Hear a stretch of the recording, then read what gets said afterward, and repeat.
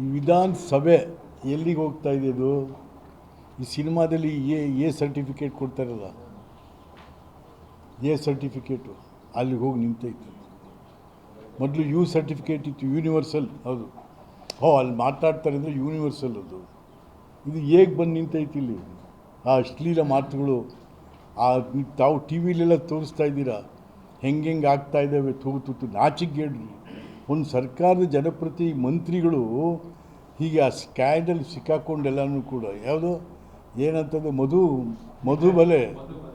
ಮಧುಬಲೆ ಜನ ಕ್ಯಾಕ್ರಸ್ ಉಗಿತಾವ್ರೆ. ನಿಮಗೆ ಗೊತ್ತಾಗ್ತಾ ಇಲ್ಲ ನಿಮಗೆ ಏನಾಗ್ತಾಯಿದೆ ಅಂತಂತೇಳಿ.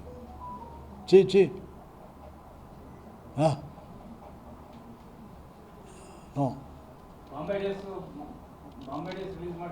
ಆ ತಡೆಯೋ ಮಾರೇನ ಈ ಡೇಸೇ ಮುಗೀತಾ ಇಲ್ಲ, ಆಯಿತಾ? ಹಂಗಾಗಿ ಮತ್ತು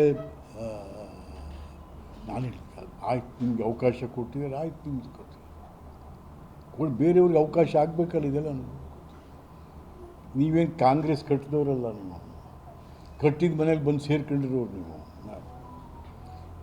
ಕಾಂಗ್ರೆಸ್ ಕಟ್ಟಿದವ್ ನಾವೇ ಭೂಪ ಡಿ ಕೆ ಶಿವಕುಮಾರ್ ಕಾಂಗ್ರೆಸ್ ಕಟ್ಟಿರೋನು ಕಟ್ಟಿರೋನು ನಾವು. ಖರ್ಗೆಯವರು ಕಾಂಗ್ರೆಸ್ ಕಟ್ಟಿರೋರು, ಖರ್ಗೆಯವರು. ನೀವ್ಯಾವ ಕಾಂಗ್ರೆಸ್ ಕಟ್ಟಿದ್ರಿ? ನೀವು ಕಟ್ಟಿರೋ ಮನೆಗೆ ಬಂದು ಸೇರ್ಕೊಂಡು ಭೂಪ ನೀನು ಕತ್ತಿ. ಛೇ ಏನು ಅನಿಸ್ತವ್ರೆ ಅಲ್ವಾ? ಹಾಂ,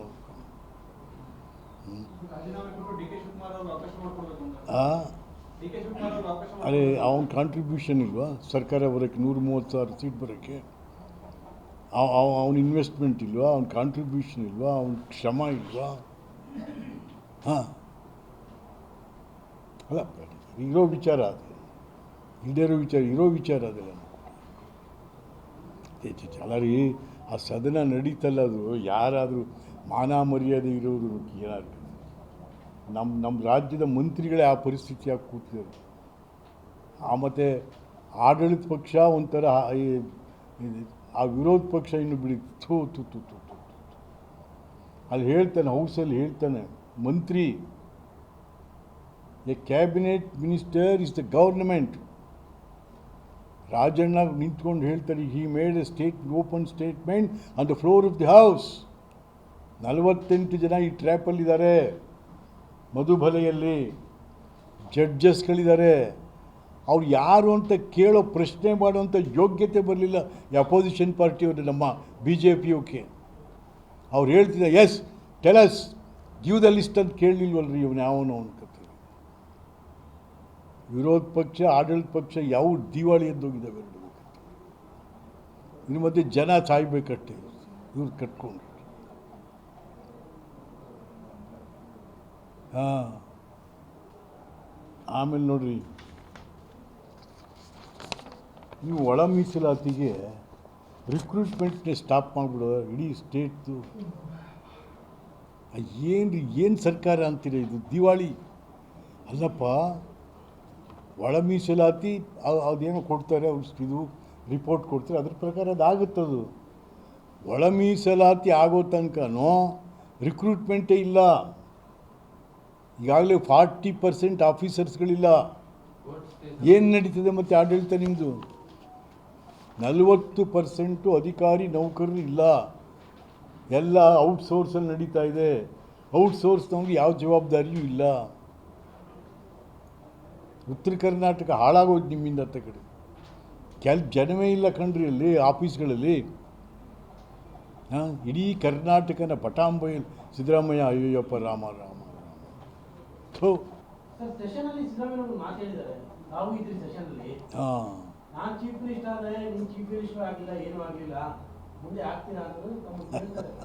ನಿಜ.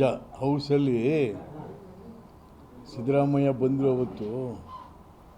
ನೋಡಿ, ವಿಶ್ವನಾಥ್ ಕೂತಿದ್ದಾರೆ, ನಾವೆಲ್ಲ ಒಟ್ಟಿಗೆ ಓದ್ದವರು, ಒಟ್ಟಿಗೆ ಲಾಯರು, ಒಟ್ಟಿಗೆ ಇದಾದು. ಅವನು ಮೊದಲೇ ನನಗಿಂತ ಮುಂಚೆನೇ MLA ಆಗಿಬಿಟ್ಟ. ಆದರೆ ನಾನು CM ಆದೆ, ಅವನೇನೂ ಆಗಲಿಲ್ಲ ಅಂತ. ಹೌದಪ್ಪ, ನಾನು ನಿನ್ನನ್ನು ಕಾಂಗ್ರೆಸ್ಸಿಗೆ ಕರ್ಕೊಂಬರಿದವ್ರು ಯಾವ CM ಆಯ್ತಿದ್ದೆ ನೀನು? ನಾವೆಲ್ಲ ಸೇರಿ ಕರ್ಕೊಂಬಂದ್ವಲ್ಲ, ಅದನ್ನು ಒಪ್ಕೊಂಡ್ರಲ್ಲ SM ಕೃಷ್ಣ ಸಾಹೇಬರು, ಖರ್ಗೆ, ಧರ್ಮಸಿಂಗ್ ಮೊಯ್ಲಿ. ಶ್ರಮ ಮಾಡಿ ಎಲ್ಲರ ಮನೆ ಬಾಗಿಲಿಗೆ ತಿರುಗಿ ನಿನ್ನನ್ನು ಕರ್ಕೊಂಬಂದಿದ್ದೇ ಸಿ ಎಮ್ ಆಗಪ್ಪ ಕಾಂಗ್ರೆಸ್ಸಲ್ಲಿ ಅಂಥೇಳಿ. ಹೌದಾ? ನಾನು ಆಗಿದ್ದೆಪ್ಪ, ನಾನು ಏನೂ ಆಗಿಲ್ಲ ಅಂತ. ನೋ, ಮಿನಿಸ್ಟರ್ ಆದ ಕನ್ನಡ ಸಂಸ್ಕೃತಿ ಇಲಾಖೆ. ಕನ್ನಡ ಸಂಸ್ಕೃತಿ ಇಲಾಖೆ ಅಂದರೆ ಯಾರಿಗೂ ಗೊತ್ತಿಲ್ಲ, ಅದನ್ನು ಕೊಟ್ಟು ಮಾಡ್ದೋ. ಬರೀ 4 ಕೋಟಿ ಬಡ್ಜೆಟ್ ಇತ್ತು, ಅದಕ್ಕೊಂದು ಸೆಕ್ರೆಟ್ರಿಯೇಟ್ ಕ್ರಿಯೇಟ್ ಮಾಡಿ ಇವತ್ತು 700 ಕೋಟಿ ಬಡ್ಜೆಟ್ ಬರ್ತಾಯಿದೆ. ಅದಕ್ಕೆ ನಾವು ನಡೆಸಿದ ಇಲಾಖೆಗಳ ಫಸ್ಟ್ ಕ್ಲಾಸಾಗಿ ನಡೆಸಿದ್ದೀವಿ. ಎಜುಕೇಷನ್ ಡಿಪಾರ್ಟ್ಮೆಂಟ್ ಇಡೀ ಇಂಡಿಯಾದಲ್ಲೇ number 1 school education. President of India ಕರೆದು ನಮ್ಮನ್ನು ಸನ್ಮಾನ ಮಾಡಿದ್ರು ರಾಷ್ಟ್ರಪತಿ ಭವನಲ್ಲಿ. ಯಾರು? ಡಾಕ್ಟರ್ ನಮ್ಮ ಅಬ್ದುಲ್ ಕಲಾಂ ಅವರು. ಹಾಂ, ನಮ್ಗೆ ಗುರ್ತು ಬಿಟ್ಟಿದ್ದೀವಪ್ಪ. ಹೇಳಪ್ಪ, ನಿಂದು ಯಾವ ಗುರ್ತು ಬಿಟ್ಟಿದ್ಯಾ? ಕೆಲಸ ಮಾಡಿದ್ದೀವಿ ನಾವು. ಎಜುಕೇಷನ್ ಮಕ್ಕಳಿಗೆ ಇವತ್ತು 84 ಲಕ್ಷ ಮಕ್ಕಳು ಊಟ ಮಾಡ್ತಾಯಿದ್ದಾರೆ, ಅನ್ನ ಹಾಕಿದ್ವಿ. 42,000 ಶಾಲೆಗಳಿಗೆ ಏಕ್ದಮ್ ಕಾಂಪೌಂಡು, ಕುಡಿಯೋ ನೀರು, ಶೌಚಾಲಯ. SLC ಹೆಣ್ಮಕ್ಳು ಶೌಚಾಲಯ ಇಲ್ಲದೆ ಬೆಳಗ್ಗೆಯಿಂದ ಸಂಜೆ ತನಕ ಕೂತು ಯಾವುದೋ ರೋಗಕ್ಕೆ ತುತ್ತಾಗ್ತಾಯಿದ್ವು. ಅದೆಲ್ಲ ತಪ್ಪಿಸಿದ್ವಿ ನಾವು. ಎಂತೆಂಥ ಕಾರ್ಯಕ್ರಮಗಳು ಕೊಟ್ಟು ಹೊತ್ತು. School development and monitoring committees, ಪೋಷಕರೇ ಅಲ್ಲಿ ಅದು ಮ್ಯಾನೇಜ್ಮೆಂಟ್ ಮಾಡಬೇಕು. ಇದೆಲ್ಲ ನೀವೆಲ್ಲ ಕಿತ್ತಾಕಿದ್ರಿ ಬಂದು. ಹೆಲ್ತ್ ಡಿಪಾರ್ಟ್ಮೆಂಟ್ ಯಶಸ್ವಿನಿ ಎಂಥ ಪ್ರೋಗ್ರಾಮ್, ಇಡೀ ಇಂಡಿಯಾದಲ್ಲಿ ಬೆಸ್ಟ್ ಪ್ರೋಗ್ರಾಮ್ ಅಂದರು ಅದನ್ನು. ಯಾರು? ವರ್ಲ್ಡ್ ಹೆಲ್ತ್ ಆರ್ಗನೈಸೇಷನ್ ಅವರು. ನೀವು ಮುಖ್ಯಮಂತ್ರಿಯಾಗಿ ಬಂದು ತೆಗೆದಾಕಿದ್ರಿ ಅದನ್ನ 2015ರಲ್ಲಿ ತೆಗೆದಾಕಿದ್ರಿ ನೀವೇ. ಆಮೇಲೆ ನಾವು ಈ ಬೊಮ್ಮಾಯಿ ಬಂದಮೇಲೆ ಬೊಮ್ಮಾಯಿ ಭಾಳ ಗಲಾಟೆ ಮಾಡಿದ್ದು ಮತ್ತೆ ರೀಸ್ಟಾರ್ಟ್ ಮಾಡಿಸಿದ್ವಿ. ಯಶಸ್ವಿನೇ ಕಿತ್ತಾಕ್ದೆ ಅಂತ ನೀವು ಯಾರ್ರಿ ಬಡವರಿಗೆ ಏನು ಮಾತಾಡ್ತೀರಿ? ಈಗ ಒಂದು ದೇಶ, ಒಂದು ನಾಡಿನ ಅಭಿವೃದ್ಧಿ ಅಂದರೆ ಅಕ್ಷರ ಮತ್ತು ಆರೋಗ್ಯ. ಅಕ್ಷರ ಮತ್ತು ಆರೋಗ್ಯ ಎಲ್ಲಿ ಚೆನ್ನಾಗಿತ್ತು ಆ ರಾಜ್ಯ ಚೆನ್ನಾಗಿತ್ತು. ಇವೆರಡನ್ನೂ ಕಿತ್ತಾಕ್ಬಿಡಿ. ಏನಿದೆ ಇವತ್ತು? ಎಲ್ಲ ಶಾಲೆಗಳು ಬಾಗಿಲಾಕವೆ, ಮೇಸ್ಟ್ರಿಗಳಿಲ್ಲ ಅಲ್ಲಿಗೆ. ಈ ಆಸ್ಪತ್ರೆಗಳಿಗೆ ಡಾಕ್ಟ್ರುಗಳಿಲ್ಲ, 40% ಡಾಕ್ಟ್ರುಗಳಿಲ್ಲ. ಅಯ್ಯೋ ದೇವ, ಸುಮ್ಮನೆ ನನ್ನ ಆಡಳಿತ. ನೀನು ಯಾರು ಹೇಳೋರಿಲ್ಲ ಕೇಳೋರಿಲ್ಲ ಅಷ್ಟೇ. ನಾವು ಯಾರು ಹೇಳಕ್ರೋ ಅವ್ನಿಗೆ ಸಿದ್ದರಾಮಯ್ಯ ಕಂಡ್ರೆ ಆಗಕ್ಕಿಲ್ಲಕ್ಕಲ್ಲ ಅವನಿಗೆ. ನಾವು ಅದಲ್ಲ.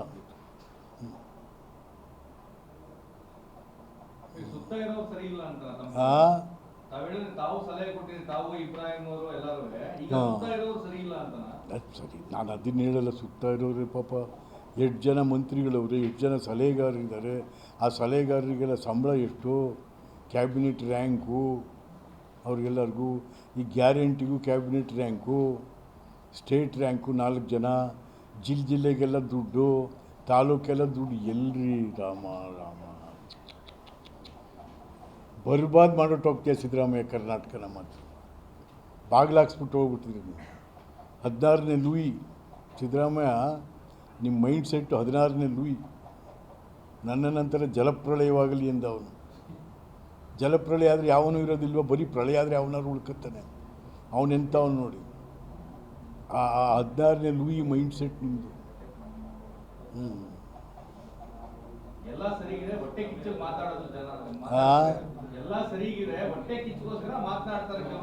ಇದು ಹೊಟ್ಟೆ ಕಿಚ್ಚ ನಾವು ಹೇಳ್ತಾ ಇರೋದು. ಇದು ಹೊಟ್ಟೆ ಕಿಚ್ಚೇನಪ್ಪ? ದುಡಿಯೋ ಕೈಗೆ ಉದ್ಯೋಗ ಕೊಡಿ ಅನ್ನೋದು ಹೊಟ್ಟೆ ಕಿಚ್ಚ. ಅನಾವಶ್ಯಕ ಎಕ್ಸ್ಪೆಂಡಿಚರ್ಸ್ನ ತಪ್ಸಪ್ಪ ಅಂತ ಟ್ಯಾಕ್ಸ್ ಪೇಯರ್ಸ್ ಮನಿ ಹೆಂಗೆ ಹೋಗ್ತಾ ಇದೆ? ಟ್ಯಾಕ್ಸ್ ಪೇಯರ್ಸ್ ಮನಿ ಹೆಂಗೆ ಹೋಗ್ತಾ ಇದೆ? ಅದು ಹೇಳಿದ್ರೆ ಇಲ್ಲಿ ಆ ರಾಜ್ಯದಲ್ಲಿ ನೋಡಿ ನಮಗಿಂತ ಜಾಸ್ತಿ ಇದೆ ಸಾಲ. ಇಡೀ ದೇಶದಲ್ಲೇ ನಂಬರ್ 2 ಸಾಲಗಾರರು ನಾವು. ನಂಬರ್ 1 ಮಹಾರಾಷ್ಟ್ರ ಬಿಡಿ. It's an economical capital. Bombay is the economical capital of India. ಎಲ್ಲಿಂದರೂ ದುಡ್ಡು ಬರುತ್ತೆ ಅವ್ರಿಗೆ. ನಿನಗೆ ಎಲ್ಲಿಂದ ಬರ್ತದಪ್ಪ? ಇಲ್ಲಿ ಇಷ್ಟೊಂದು ಸಾಲ ಮಾಡ್ತಾ ಇದ್ದಿಲ್ಲ. ಕೋಲಿ ಆ ಸಾಲ ಮಾಡಿ ಏನು ಮಾಡಿದ್ಯಾ? ಪರ್ಮನೆಂಟ್ ಏನಾದ್ರು ಆಗಿದೆಯಾ ಆ ಸಾಲದಿಂದ? ಬಸವರಾಜ್ ರಾಯರೆಡ್ಡಿ ಹೇಳ್ತಾರೆ, ಅವರು ಆರ್ಥಿಕ ಸಲಹೆಗಾರರವ್ರಿಗೆ, ನಾವು ತರುವಂಥ ಸಾಲ ಹಿಂದಿನ ಸಾಲ ತೀರ್ಸೋಕ್ಕೆ ಸರಿಯಾಗ್ತಾ ಇದೆ ಅಂತ ಅವರು ಆರ್ಥಿಕ ತಜ್ಞರು ಹೇಳ್ತಾವ್ರು. ಆದರೆ ಪ್ರತಿ ವರ್ಷ ಎಷ್ಟು ಸಾಲ ಮಾಡಿದ್ರು ನೋಡಿ, ಬರೆದಿದ್ದೀನಿ ಅಂದರೆ ನನ್ನ ನೋಟ್ಸಲ್ಲಿ ಇದೆ ನೋಡಿ. 22ರಲ್ಲಿ ಎಷ್ಟು ಸಾಲ ಮಾಡಿದ್ರಿ, 23ರಲ್ಲಿ ಎಷ್ಟಾಯ್ತು, ಈಗ ಎಷ್ಟು ಸಾಲ ಆಯಿತು, 7,60,000 ಕೋಟಿ ಸಾಲ ಇದೆ ರೀ. ಹೋಯ್ತು ಬರೀ ವರ್ಷ ಸಾಲ ಮಾಡೋದೇನ ನೀವು ಆರ್ಥಿಕ ತಜ್ಞರು? ಓಹೋ 16 ಸಾರಿ ಮಂಡನೆ. ಇದಕ್ಕೆ ಇದು ಹೊಟ್ಟೆ ಕಿಚ್ಚ? ಆನ್ ರೆಕಾರ್ಡ್ ಇವೆಲ್ಲ ಇರುವಂಥದ್ದು, ಸುಮ್ಮನೆ ಬೊಗಳೆ ಅಲ್ಲ. ಈಗ ಇದರ ವಿರುದ್ಧ ಹೋರಾಟ ಮಾಡಕ್ಕಂತ ಬಿಜೆಪಿ ಆಂತರಿಕ ಕಲದಲ್ಲಿ ಸಿಲುಕೊಂಡಿದೆಯಾ ಅಂತ ಬಿಡಿ ಅಲ್ಲ, ಆಡಳಿತ ಪಕ್ಷವನ್ನು ಎದುರಿಸಕ್ಕೆ ಆಗ್ತಾರ ಮತ್ತೆ ಹೋರಾಟದ ಹಾದಿ ಸರಿ ಇಲ್ಲ. ನಮ್ಮ ಬಿಜೆಪಿಯವರಿಗೆ ಆಡಳಿತವೂ ಗೊತ್ತಿಲ್ಲ, ವಿರೋಧವೂ ಗೊತ್ತಿಲ್ಲ. ಅವ್ರಿಗೆ ಅವರು ತಿಳ್ಕೊಳ್ಳೋಕ್ಕೂ ಹೋಗಲ್ಲ. ಅವರು ತಿಳ್ಕೊಳ್ಳೋಕ್ಕೂ ಅಲ್ಲ ರೀ. ಈಗ ಆನ್ ದಿ ಫ್ಲೋರ್ ಒಂದು ಸರ್ಕಾರ ಹೇಳ್ತಾ ಇದೆ 48 ಜನದ ಮೇಲೆ ಟ್ರ್ಯಾಪ್ ಇದೆ, ಜಡ್ಜಸ್ ಇದ್ದಾರೆ ಅಂದರೆ ಗಿವ್ ಮಿ ದಿ ಲಿಸ್ಟ್ ಅಂತ ಕೇಳು ಅಂತ ಇದ್ಬೇಡ ಅವ್ನಿಗೆ, ಅಪೋಸಿಷನ್ ಲೀಡ್ರಿಗೆ. Who are all those? ನೀನು ಆ ಪಟ್ಟಿ ಕೊಡೋ ತನಕ ನಾವು ನೀನು ಬಿಡೋದು ಆಚೆಗೆ ಎಂದಿದ್ರೆ ಗೊತ್ತಾಗ್ತಾ ಇತ್ತಾಗ? ಕೇಳೋ ತಾಕತ್ತೇ ಇಲ್ವಲ್ರಿ ಇವ್ರಿಗೆ ಅದನ್ನು. ಹೊಂದಾಣಿಕೆ ಜಾಸ್ತಿ ಆಗಿದೆ ಅಂತ. ಆಡಳಿತ ವಿರೋಧ ಪಕ್ಷದ ಹೊಂದಾಣಿಕೆ ಜಾಸ್ತಿ ಆಗ್ತಾ ಇದೆ. ಹೌದು, ಹೊಂದಾಣಿಕೆಯಿಂದಾನೆ ತಾನೆ ವಿಜಯೇಂದ್ರ ಗೆದ್ದಿರೋದು. ವಿಜಯೇಂದ್ರ ಗೆದ್ದಲ್ಲಪ್ಪ ಶಿಕಾರಿಪುರದಲ್ಲಿ. Understanding between Yediyurappa and Siddaramaiah. ಅಲ್ಲಿ ಕುರುಬರಿಗೆ ಟಿಕೆಟ್ ಕೊಟ್ಟರು. ನಾಗರಾಜ್ ಅಂತಿದ್ದ ಒಬ್ಬ ಕುರುಬ, ಅವನಿಗೆ ಕೊಟ್ಟಿದ್ದು ಇವನು ಹಾರೋಗ್ಬಿಡೋನು. ಅದ್ರ ಬದಲು ಇನ್ಯಾವನಿಗೂ ಕೊಟ್ಟರು ಬೇಕಂತೇಳಿ. ಯತ್ನಾಳ್ ಅವರ ಹೋರಾಟಕ್ಕೆ ಬೆಂಬಲ ಕೊಡ್ತೀರಾ? ಯತ್ನಾಳ್ ಅವರ ಹೋರಾಟಕ್ಕೆ ಬೆಂಬಲ ಕೊಡ್ತೀರಾ ಅಂತ? ಹೋರಾಟ ಮಾಡ್ತಾ ಇದ್ದಾರೆ, ಹೋರಾಟ ಮಾಡ್ತಾರೆ. ಅವ್ರದ್ದು ಅಡ್ಜಸ್ಟ್ಮೆಂಟೇ ಅಲ್ವೇ MB ಪಾಟೀಲ್ ಅವ್ರದ್ದು. ಅದು ಅಡ್ಜಸ್ಟ್ಮೆಂಟ್ ಗಿರಾಕಿನ. ರಾಜ್ಯಾಧ್ಯಕ್ಷರು ಬದಲಾವಣೆ ಆಗ್ತಾರೆ ಬಿಜೆಪಿಯಲ್ಲಿ ಅಂತ ಗೊತ್ತಿಲ್ಲ ಸರ್.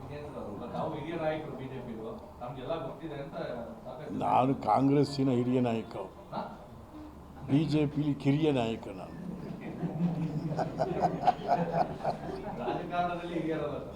ರಾಜಕಾರಣದಲ್ಲಿ ಹಿರಿಯ. ನಾನು